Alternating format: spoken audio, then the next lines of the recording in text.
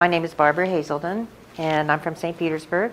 So I'm very delighted to be here this morning, and thank you for the opportunity to speak. Thank you. May I sit? Yes, Okay, thank you. The only way they can see you from home. From the other side of the aisle, so to speak, about the light rail project and about the 1% sales tax referendum that PSTA is promoting in the form of Greenlight Pinellas.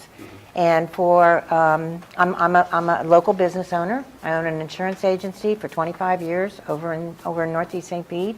I'm not representing a kind of a paid situation. I'm not a lobbyist for anyone. I'm simply a taxpayer who is tapped out. I am tapped out. And I think that you are all citizen legislators. You're not professional politicians, so to speak. And so I speak to you from the heart about being a homeowner in Pinellas County and caring about our county. And my daughter and my daughter's children live here, and I'm representing a large faction of people, no tax for tracks, that are coming together in opposition to this, what we feel like is a duplicative system that is unnecessary. This is our public bus system, PSTA, and we have a fine bus system in PSTA. There's no doubt it's something we can really be proud of. And of course, we need a public bus system. We need a public transportation system for those less than 2% of residents in Pinellas County that need public transportation. We need to provide that. So basically, back just a few years ago, in 2001, this was PSTA up on 49th Street. It was a simple public bus agency. And PSTA, I think it's important that a lot of people don't understand exactly how the funding is for bus systems. But PSTA operations are currently 75% subsidized by the taxpayers in the form of federal and state grants of 19%, which of course is taxpayer funded. Passenger fares, their share is 25%. So of the expenses of PSTA, 25% is funded by the passengers. Advertising on the buses currently accounts for about 3% of their revenue, and ad valorem property tax from our homes is about 53%, for a total of 100% of their financing. From 2001 through 2007, I call that the go-go years for all of us that owned property, because our property values skyrocketed during that time, and it really gave us a false sense of wealth. And in fact, many public agencies and cities and municipalities, began to rely on that kind of money. And Bob Lasher, who is the public relations gentleman with PSTA, was quoted in the St. Pete Times in 2007 as saying, "We're getting frequency in service to the point where people say, oh, well, if I miss a bus, I'll just have to wait 15 minutes. But the fuel and operational costs have gone up staggeringly," Mr. Lasher said. What the translation of that is that more buses and more drivers equals higher bus frequency. And it's important that we understand how that works, that higher bus frequency is because you have more equipment and more drivers. So much so that by 2005, PSTA left their facility on 49th Street and built a $40 million facility, doubling their space and their expenses and expanding their bus lines.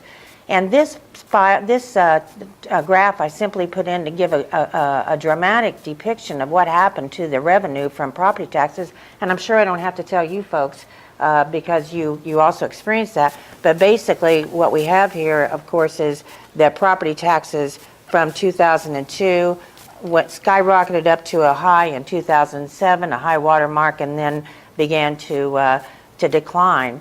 And the black line over there shows when PSTA had to raise their taxes in order to try to boost their income back up.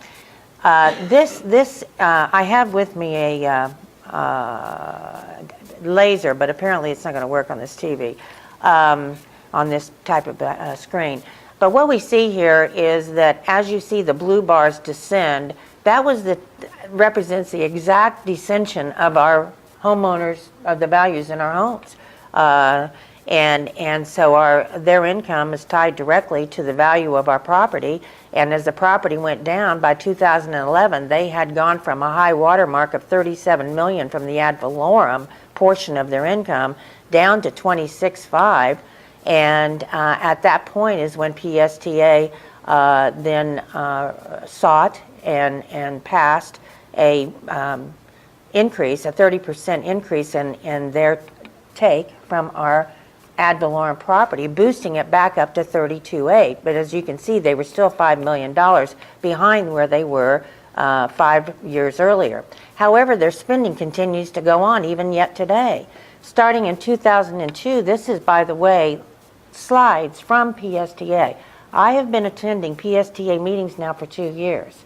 And I have been, of course, have access to the slides that they present. So a lot of what you're going to see with the PSTA logo in the bottom are their actual slides. This is a very recent slide from PSTA showing what the PSTA spending was 2002, going through the years. And as you can see, it's been a steady increase following exactly what I was just explaining, which is as our taxes, our property value went up, our taxes went up, and their spending went up. And the green line is their presumption that we're going to pass a 1% sales tax referendum in 2014 and save them from the fact that the spending is already still projected to continue upward, even though their revenue is not. So that's why they're wanting to get the 1% sales tax through in 2014. Again, this is their own slide. The blue line shows the addition of more bus lines throughout the years without the need. And so as their income went up, what does a bus service do in order to spend money? They add buses. They add buses, they add drivers, they add routes. Even if there's no need, they just continue to add. And that's what's gotten us in the situation where we are today. So you can see that is there's a direct correlation between the amount of money they were receiving and the amount of money they were spending. Have you noticed the empty buses around town? Have you noticed the empty buses with black windows? The windows are getting so black you can't even see who's inside of the buses, but I've gotten in the buses and there's not people in those buses oftentimes. The buses are getting bigger and bigger and the windows are getting blacker and blacker, and currently we now have 204 buses in Pinellas County doing 5,100 bus stops on 43 routes, and 14 million trips in 2012. The annual budget is $62 million for operations. That doesn't include their capital budget. They have 584 employees. The annual mileage driving around the county is 8.5 million miles. And the CEO's salary, $170,000 a year. He was hired in 2011 from the Charlotte Transit System with the specific task of trying to get light rail through in Pinellas County. In 2010, they issued a severe projection. And this is a 3-year budget projection from the year 2010. And again, you can see PSTA's logo is on this page. And in 2010, they said, in 2011, we're going to be operating $2 million in the red. In 2012, we're going to be operating at $5.7 million in the red. In 2013, a whopping $8 million in the red. So, therefore, they presented this as evidence that they needed a tax increase in 2012. So they did pass that. But you know, PST doesn't really have a revenue problem. It is a spending problem. And PSTA raised the taxes on our homes in 2012 by 30%, but still, as I said, they continue to outspend their income. Now, PSTA CEO Brad Miller is warning the county and the public that if a new sustainable funding source is not found, PSTA services will have to be cut 30% by 2016, meaning routes, buses, and drivers. And of course, PSTA is basically at their millage cap. Now, they have raised their millage from 0.56 in 2011 to 0.7305, and their millage cap is 0.75. So they're very close to being at their millage cap, and that's the reason they need a new sustainable funding source, or they're going to have to downsize. So PSTA is at a crossroad. They need to either get smaller or get bigger. And here's the big idea. And the big idea is light rail. Green Light Pinellas, I know that you've seen this year a campaign, which again is taxpayer funded. They spent $300,000 initially to have this logo drawn up and come up with a game plan to promote the idea of a light rail system. And in order for this to work, I have here just as a reminder to me to just say, you know, we live in a society today, each one of us do, where we have the keys to our car, we have a cell phone, and control of our money. And basically for this system to work, we're going to have to, all of us, to some degree, put down the keys to our car, and we're going to have to realize that the way that your cell phone can ring and your whole day will change. Has that ever happened to you, where you know your cell phone rings and all of a sudden, uh-oh, I've got to go pick up my wife because she's sick, or I've got to go pick up my child at school. This has changed everything, this cell phone, in many, many ways. And to be on a train in Clearwater, dependent upon maybe grabbing a cab, I think that we have to start kind of thinking about this. Is this the lifestyle that we're heading towards, or is this the lifestyle that we've left? Because we're going to also have to put in so much money to this. To expand, the Pinellas voters must approve a massive 14% increase in the Pinellas sales tax from 7 to 8%. This is going to make us the highest sales tax in the state of Florida. And here's the math. The ad valorem property tax currently, as I already explained, is $32 million a year in the budget of PSTA. The 1% sales tax increase is $130 million that would go into PSTA.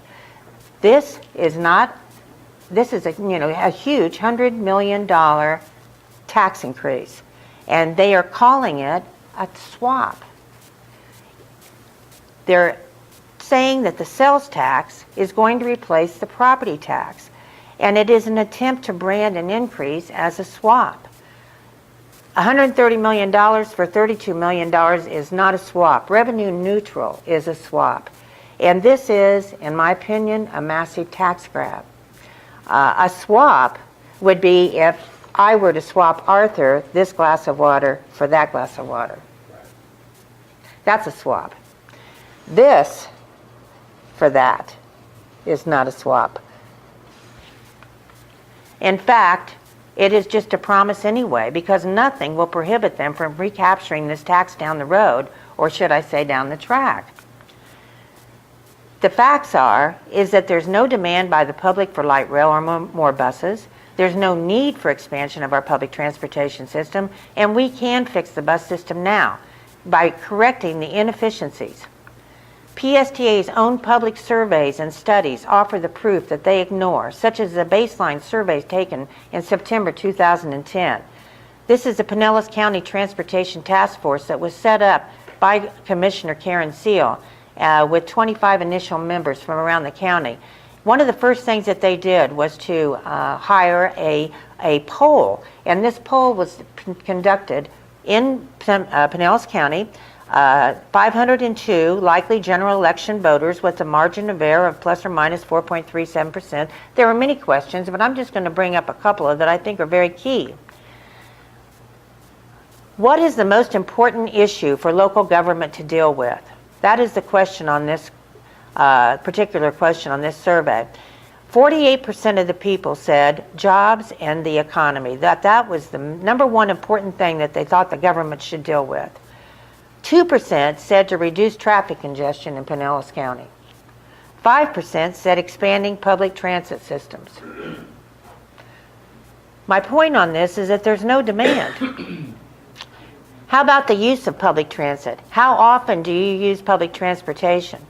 Now, according to, and I'm going to get into this in just a second, but according to the U.S. Census in 2010, 1.6% or less than 2% of people in Pinellas County specifically use public transportation. But in this survey, 3% said that they use transportation, the small blue line up there. How often do you use public transit? Very frequently was 3%. So according to their own surveys, there's no demand, no need. Still, they implemented an alternative analysis study which is defined as a local feasibility study that's required by the Transportation Authority in seeking grant money that is meant to identify the best mode and the preferred route. Pinellas Rail Advocates championed this effort, and it cost us $4 million to do the alternative analysis here in Pinellas County that ran for about 18 months. Out of this alternative analysis, they came up with the route. And the route starts down here in Pinellas County where the boxes around, that black boxes around downtown St. Pete. And the preferred route is going to go up from St. Petersburg and snake through and go on over into Clearwater. That's a 26-mile route that's going to be proposed. Now, to the unknowing eye, you might assume that that line that goes across over to Tampa is also a part of this rail route project. But no, it's not a part of the plan. The 1% sales tax referendum that we're going to be asked to approve in November 2014 for improved transit in Pinellas County does not include the bridge. Now, they hired a public campaign firm, Tucker Hall, out of Tampa, and so far $750,000 have been paid for this campaign, Greenlight Pinellas. And their contractual mission, I have the contract, is to get the sales tax increase referendum passed. So far, between the $4 million for the alternative analysis and $750,000 so far spent on Greenlight Pinellas to convince us that this is something that we need to do, we're at $5 million right now in this economy trying to railroad us, trying to champion this cause, under the name of Greenlight Pinellas. Now, some of the things that Tucker Hall suggested to them, number one, is that they need to promote the belief of record ridership on the buses. And I know that all of us have seen in the newspaper, on WFLA, on the radio, on television even, that PSTA has got record ridership going on, and no doubt there are more people riding the buses now than ever due to the economy. Again, have you noticed the empty buses all over town? But how does PSTA count bus riders? This was a very interesting question to me. How could it be that they have 1.2 million bus riders per month when we have 900,000 residents in the county? That just perplexed me. And one day I was at one of the PSTA meetings, and one of the elderly ladies got up and she was complaining about one of the buses being late, and she said, I have to take 3 transfers from my home to the mall and 3 transfers back, and I went, bingo, 6 rides. That's how they count bus riders. We hear reports of record bus ridership of over 1 million rides per month coming from PSTA, but the fact is that a typical trip to the mall from home consists of 3 routes with transfers, 3 to the mall and 3 home. So one bus rider goes to the mall and returns home and racks up 6 rides in one trip. So one rider equals 6 rides. Let's talk about the Pinellas bus study that is just wrapping up. The Federal Transportation Authority, they require a bus study, as I understand it, in order for them to go forward with grant applications for rail. And so for the first time, I have been told, and believe it or not, 20 years, they have actually done a bus study. So they've just continued, as I showed you earlier, to add more and more buses without knowing if they're needed, nor going back and checking to see how successful they are. This is a very shocking slide here. Again, this is a PSTA slide. This is a picture of the 43 routes of the PSTA. This is their unaltered slide. I have not altered this slide in any way. And this tells you that this is on the left-hand side. That square is the top 5 bus routes. Down at the other end, the blue, those are trolleys. So we have 2 successful trolleys. I think it's St. Pete Beach and downtown St. Pete. And then you have those 5. And it tells you here the top 5 local routes account for 46% of the system ridership. And the PSTA trolley services account for 13% of the system ridership. So combined, those 7 routes account for 60% of their business. Before we leave this slide, I want to point out the green little teeny ones down there at the end. Those are the buses that go across to Tampa. 137 people on an average day will ride over to Tampa and back. And this, we're talking about a $1 billion bridge to put a rail in. The waste of our money is just breathtaking. Just a few months ago, PSTA took delivery of 8 new buses at $600,000 apiece and actually took them down to the Coliseum to show them off to the public. This was in the St. Pete Times the day after. This is a $4.8 million purchase in March. And in this article, and I'm sorry, I know you can't see it from here, it says basically, oh well, the federal government paid for these, as though that's free money. That is our money that we are borrowing from China. Yet, doubling the bus inventory is going to be the leading message, and I'm sure you've already heard that. They don't want to talk much about the light rail in this 1% sales tax referendum. They want to talk about doubling the buses.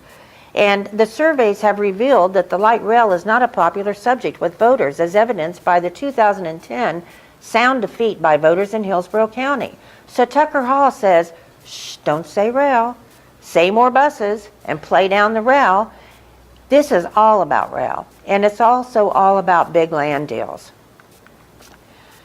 Low-ball cost and high-ball ridership projections, that is a very typical practice in these public work projects.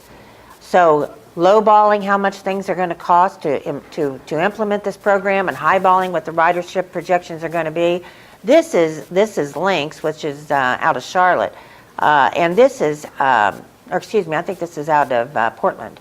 This shows the bus ridership, the rail ridership reported to the public is the orange, and reported officially to the Transportation Authority is in the green. So you can see in 2008, they were reporting higher to the public than they were actually putting on paper to the Transit Authority. In 2009, look at the difference. In Portland area, commuters using transit has actually dropped since they started installing their light rail system. In 1980, they had almost 10% of people in Portland that were riding buses. It has cannibalized the bus system, and they've actually, the service has dropped, and they actually have gone to this level. This is from the Cato Institute, by the way, of transportation, public transportation usage by 2010. What about Charlotte's 9.6 mile rail? In 1998, they passed a sales tax referendum. They did a half-cent sales tax referendum, and they began operations in 2007. So it took them 9 years to build a 9-mile track. Now they are out of money, and they need a $5 billion in order to build more rail and the maintenance. The maintenance is something that is a huge topic. Now Charlotte, I've taken this out of the newspapers, Google search, and this is a Charlotte Observer. This is a story that appear, there were many of them, but this is one.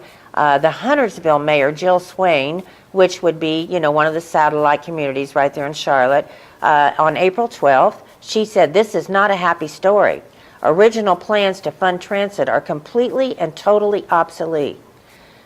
And then also, May 6th, the Charlotte Observer reports, Charlotte Mayor Anthony Fox suggested creating a task force earlier this year to find ways to pay for promised transit projects that are impossible to build without more money. Is this the hole we're digging? The Charlotte Task Force findings. The task force estimated CATS would need to find $3.3 billion to build the remaining transit corridors, as well as $1.7 billion to operate and maintain the lines through 2024. That's the $5 billion I referred to. The report says that if all of the transit projects were to be built and maintained solely with the new transit tax, it would have to be levied at an additional 0.78 cents. This is pretty scary business, isn't it? I look at this and I think of the Sunshine Skyway Bridge. Or maybe the pier downtown St. Pete. Or maybe the bridge going across to the Howard Franklin to Tampa. We have a lot of infrastructure aging around our community right now. Just stop to think what would happen, and I want to mention to you that one of the biggest untalked about features about rail is the $80 billion nationally of deferred rail maintenance. Mayor Swain of Charlotte up there also said, to make up for the funding shortfall, we will have to look at more creative options and rely less on sales tax. So they've gone the sales tax route. Now they're trying to find another route. The PSTA tax swap promise could vanish in a very few short years, and we're simply going to be double taxed as they run into the same problems. Future politicians will grab the additional taxes when projections don't pan out. And you know, I know that PSTA and the Pinellas County Board of County Commissioners right now, who are pretty much the same people, are trying to come up with a plan to have an interlocal agreement because the state legislature, because Governor Scott did veto HB 865 2 years ago, which would have provided for the guarantee of the tax, I'm not going to use the word swap, the switch off of ad valorem to sales tax and not to be able to ever to go back. Governor Scott said that's not going to work, and he vetoed it. So now they're trying to do an interlocal agreement so that next year they can message to us that there will be a swap. I think I've made the point here that this is just a big hole we're getting ready to jump into if we pass this. There's so much talk about rail bringing new jobs to Pinellas County. New job-bearing companies in Charlotte in 2013 did not locate on the rail line. They located on the loop, the I-485 loop, as companies tend to do. There were two major companies so far this year that have located to Charlotte, major companies. MetLife is down there where it says Pineville, bringing 1,500 new jobs, and Schley Toy Company, I believe it's out of Germany, located up there at the top. The rail system, the Charlotte rail system, is down there about following 21. Do you see that? Okay, it's about 7 o'clock, and it goes into their convention center, pretty much at the crossroads there in the middle of Charlotte. How do they get to work in Charlotte? This is a great slide. This is from Mecklenburg County, North Carolina. This is their slide. Means of transportation to work. You can see the red line. Streetcar or trolley, 0%. Subway, 0%. Rail, 0%. That's in 2013. Tampa Bay leads the state on jobs in the May 18th edition of the St. Pete Times, and we're doing this without rail. The Bay Area job growth is best in the state. Comparing unemployment to Tampa Bay to the rail hero of Charlotte, you can see here that our unemployment numbers, the red is North Carolina. Their unemployment's higher than ours. It's Mecklenburg County. It's Charlotte. The red is Charlotte. The green and the blue down there is Hillsborough and Pinellas County. Charlotte may wish that they were us, because like the Hotel California, once you check in, you can't check out. Why do I say that? Because if we were to find in a few years that this rail system wasn't working for us, we have to pay back the grants. Light rail wins as the biggest loser. Again, this is a Cato slide. This shows the amount of subsidy per transportation type of transportation. So you can see, for instance, that the far to the right is L to R. That's light rail. That shows you that 80% is subsidized of the current light rail systems. Bus, just like in our own county, it's about 75 to 80% is subsidized. If you go on over to the automobile, we buy our own cars, we buy our own gas, we make our car payments, we pay for our maintenance. The roads, the highways are subsidized, but they are used by, instead of 2%, like 98%. Pinellas just has no need. Pinellas County, according to 2010 U.S. Census, this just came out about a year ago. Commuting to work, percent using public transportation, 1.6%. Car, truck, or van alone or carpool, 90%. Average commute time to work in Pinellas County, 23 minutes. We don't have a problem. New economic development. Urban rail transit investments rarely create new growth, but more typically redistribute growth that would have taken place without the investment. This is from a big report out of the Transportation Authority. It's referred to as Cervero and Susskind report. And this made me think of this. I put this together, that this made me think of growing up in Indiana. And they started the malls, and the downtown closed up, and it never recovered. It's just been lately that St. Petersburg started to recover from the malls, because basically rail is going to displace the existing businesses just like the malls did of the 60s. It's not going to create more business other than things like maybe Starbucks and Barnes and Noble, you know, things that might be leisurely types of things people can do while they're waiting on the next train. If your business is not on the route, you will be competing with it.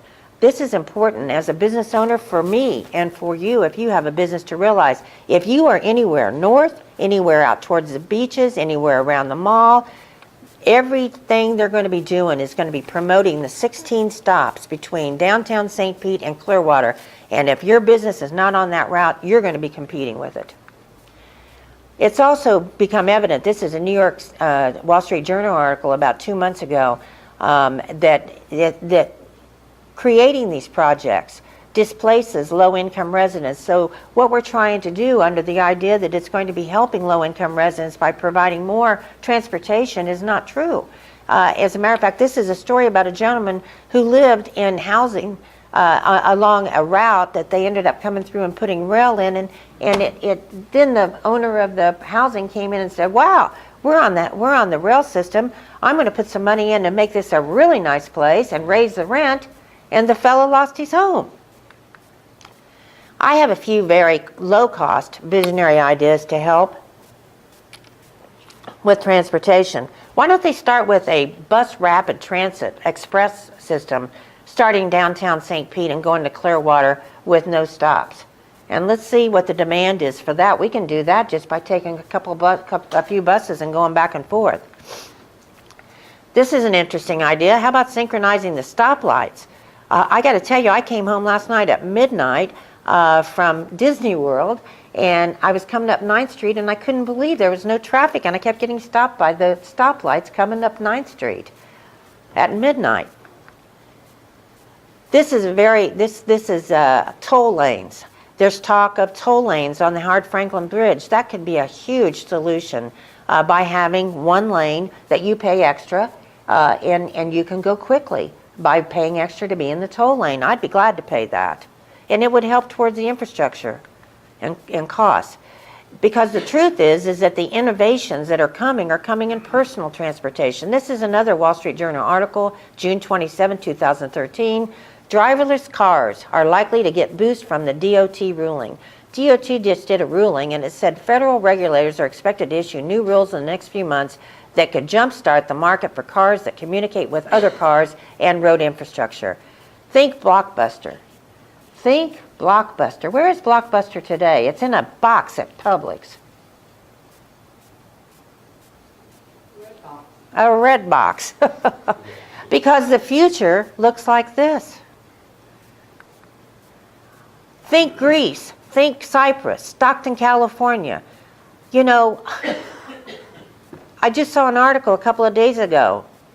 Italy is getting ready to have an auction, and they're going to be auctioning off some of their old castles because the way they've been running their country is running them into bankruptcy. And of course, we're seeing that all across Europe and also in places like California. And I have no confidence in an unbiased process over next year. I have no confidence in the financial risk that we'll be taking or the light rail system as an enhancement to our community. The public bus system is in trouble. I say cut 30% of the routes and do it now. This is why we have a public bus system here. We need to save the bus system for those that are depend on it. And I think that, I know for a fact that there is 30% that they could cut, and we should be demanding that they do this as a result of this bus study. They know exactly which routes. They can go to what's called the core system and eliminate an easy 30% of routes and upright this, and we can go on to our other problems and not be worrying about this. Thank you.